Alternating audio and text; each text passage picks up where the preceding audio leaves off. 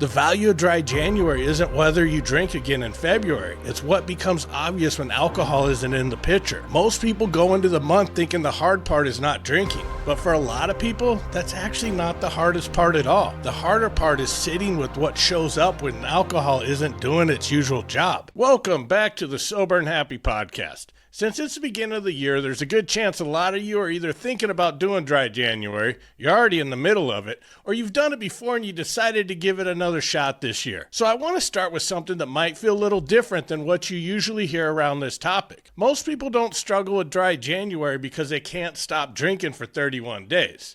A lot of people could do that, at least on paper. Where people tend to struggle is how they think about the month while they're in it. For a lot of folks, dry January turns into something that you just try to get through. You're counting down the days, reminding yourself it's temporary, and maybe even already thinking about what February is going to look like once it's finally over. And when that's the mindset, the month doesn't really give you much back. You might make it to the end, but you don't walk away with much clarity. You don't really learn anything about yourself or about the role alcohol plays in your life. So today I want to talk about a different way to approach dry January.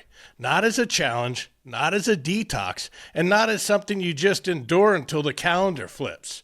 I want to talk about using this month as a simple, honest experiment that could give you some useful information about your relationship with alcohol, especially if you're someone who's been feeling curious about sobriety, but not sure what that really means to you. So if we're going to think about dry January as an experiment instead of something you just power through, it helps to look at how that old mindset actually shows up in real life, because it's usually not loud or dramatic. It usually shows up in small, almost automatic ways that feel normal when you're in them. I've talked to a lot of people who do dry January, and one of the first things they'll say is how they often catch themselves thinking about when it's over. They'll say things like, I'm just trying to make it to the end. Or once February hits, things will finally go back to normal. Sometimes they even joke about it. They'll talk about the drink they're going to have on February 1st, or a weekend they already have planned, and they don't really realize what they're saying in that moment. Because without meaning to, they've already decided that nothing about this month is supposed to stick. The whole point becomes getting through January so you could return to what feels familiar. And I understand why that mindset shows up.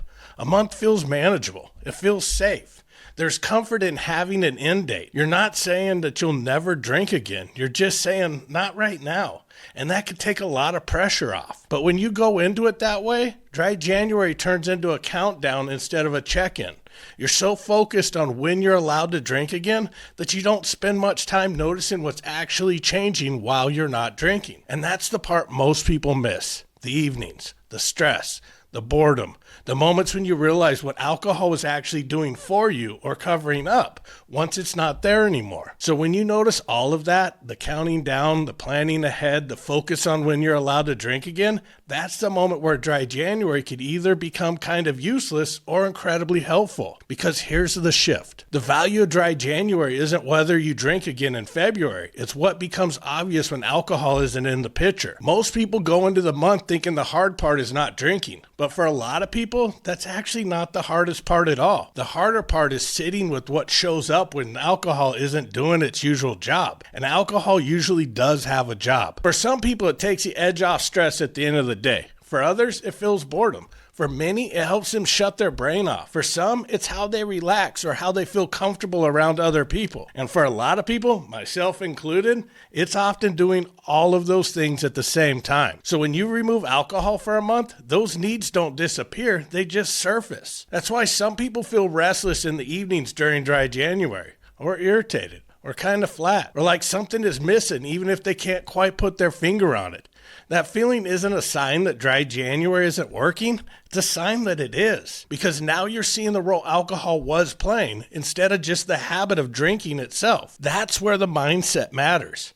If you're treating dry January like a test of discipline, all of that discomfort feels like something you need to push through. You grit your teeth, distract yourself, and tell yourself it'll all be over soon. But if you treat it like an experiment, that discomfort becomes information. Instead of asking, how do I make this feeling go away? You start asking, what is this feeling trying to tell me? Why does this time of day feel harder? Why does stress feel louder without a drink? Why does boredom feel so uncomfortable right now? Why do social situations feel different? Those questions aren't problems to solve in January, but they are clues.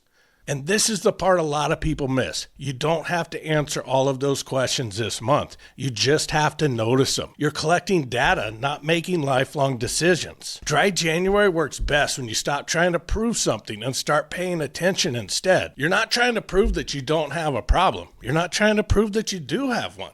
You're not trying to decide the rest of your life. You're just asking, what does my life actually look like without alcohol in it? And for people who are sober curious, that question is way more useful than any rule or label. So if Dry January isn't about pushing through discomfort and it's not about proving anything to anyone, then the obvious question becomes, what are you actually supposed to do with this month while you're in it? And the answer isn't more rules. It's paying attention, but in a specific way. Most people either ignore what they're feeling or they judge it.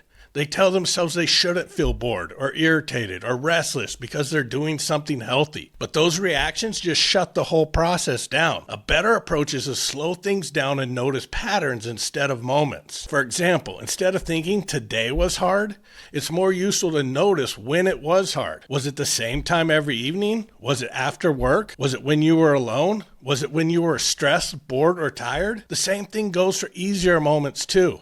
If something felt better than you expected, whether it's sleeping, mornings, focus, conversations, that matters just as much. A lot of people overlook that part and only focus on the struggle. You're not trying to fix any of this in January. You're just observing it honestly. It can help to ask yourself a few simple questions as the month goes on. Not all at once, just whenever they naturally come up. For example, what am I hoping alcohol would help with right now? What am I actually needing in this moment instead? What surprised me about today without drinking? What feels different than I thought it would? You don't need to write a novel about it. Just a few notes in your phone will do. This goal isn't perfection, it's awareness. Because the more clearly you see what alcohol is doing in your life, the less confusing your next decision becomes. Whatever that decision ends up being. So once you start paying attention in that way, noticing patterns instead of judging moments, something interesting usually happens. The pressure to figure out what comes next starts to ease up a little, because you don't actually need to decide anything right now. One of the biggest mistakes people make with Dry January is feeling like they need to have the answer by the end of the month. Am I drinking again? Am I quitting forever? Am I cutting back? What's the rule going forward? But clarity doesn't come from forcing a decision. It comes from seeing things clearly first. And that's really the opportunity this month gives you. Not to label yourself, not to make promises you're not ready to keep, but to pause long enough to understand what alcohol has been doing in your life and what life feels like without it in the picture. So here's what I want to leave you with this week. Instead of asking yourself what you're going to do in February, ask yourself one simpler question first. What have I learned about myself during this month that I didn't see before? That's it. No action required, just honesty. And for this week's challenge, I want you to write down, or at least clearly think through, one thing that's been harder than you expected during Dry January, and one thing that's been easier or better than you thought it would be. Not to judge either one, just to notice them. Because whatever you decide to do this month, that information matters. And using it intentionally is what separates another temporary break from real growth. Thank you for listening. If this episode resonated with you, send it to one person you think might be experimenting with sobriety right now or quietly questioning their relationship with alcohol. You never know how helpful this nudge might be. New episodes come out each week, and I'll see you next time. And as always, keep living sober and happy.